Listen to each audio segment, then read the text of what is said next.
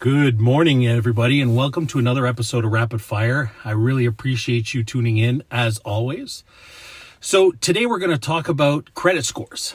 This is a topic that was brought up by an individual, and I thought was an amazing topic. So as I mentioned on Jog and Talk, I was going to go over this again today, but with more visuals. So let's go over a quick overview of what a credit score is for those who didn't see Jog and Talk last Friday. So essentially, your credit score is a 3-digit number that comes from the information in your credit report. It shows how well you manage your credit and how risky it would be for a lender to lend you money. That's basically what it comes down to. Now, your credit score is calculated using a formula based on your credit report. How a credit score is calculated, well, it's impossible to know exactly how much your credit score will change based on the actions you take. The reason for that is credit bureaus and lenders don't share the actual formulas, unfortunately, they use to calculate the credit score. But for example, here are some of the factors that may affect your credit score, which would include how long you've had credit, how long each credit has been in your report, if you're carrying a balance on your credit cards, if you regularly miss payments, that's a big one. The amount of your outstanding debt, being close to or at or above your credit limit, that's a big one as well. The number of recent credit applications, the type of credit you're using, if your debt has been sent to a collection agency or you're in insolvency or bankruptcy, those are big.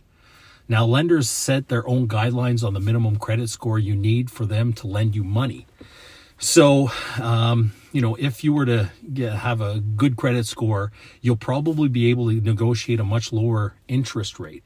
However, when ordering your credit score, it may be different from the score that they produce, the lender produces. And the reason is some lenders may give more weight to certain information when calculating your credit score than others.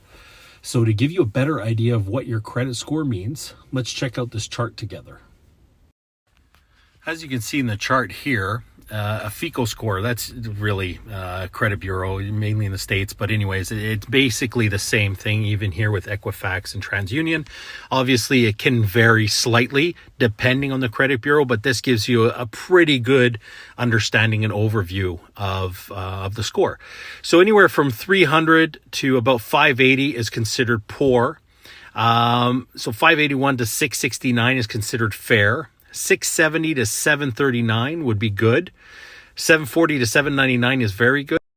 And 800 plus is considered exceptional or excellent or very excellent. So obviously, like I said, the higher your credit score, chances are the lower the interest rates are going to be when you do go to apply for any type of credit, which in the long run is essentially saving you a lot of money. And to give you a better idea of kind of what would really be affecting and how much does it affect your credit score, here's just, a basic overview. Obviously, it could be a little more complex than this, but this will give you a good idea. So your payment history, 35%, that's how much it's going to affect the calculation to your credit score. So make sure in the least you're paying the minimum payments on a monthly basis. The amounts owed, that's another 30%. So the rule of thumb usually is that you want to use your credit utilization about 30%. So you don't want to go over the allotted credit limit that you have and use up more than 30% of that limit. So if you have a $10,000 limit, you don't want to have more than $3,000 worth of debt on that card, because that will affect the length of your credit history. So even if you have a credit card that you've had a long time, maybe it only has $1,000 credit limit, you've paid it off, and you think to yourself, well, you know what? I don't need all these credit cards. I'm going to get rid of that one. Think twice before you do that, because by having something for a long time, it shows a good history, especially if it's good.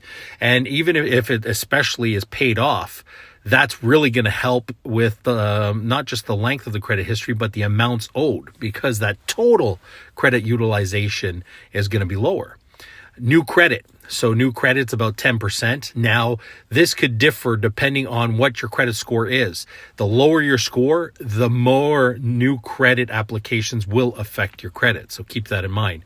And of course, types of credit used. It could be from a mortgage to cars to lines of credit, all these things. That all affects your credit score. So that's it. Essentially, that is what a credit score is, what it's used for, how to understand it when you do see it. And like I had mentioned on Friday in Jog and Talk, was that a good way to be able to check on your credit if you don't have, you can go through Equifax and TransUnion, which are kind of the two credit bureaus that we use here in Canada. But usually there is a fee that you would have to pay on a monthly basis to have access to it all the time. You can order it for free and they'll send it to you by mail.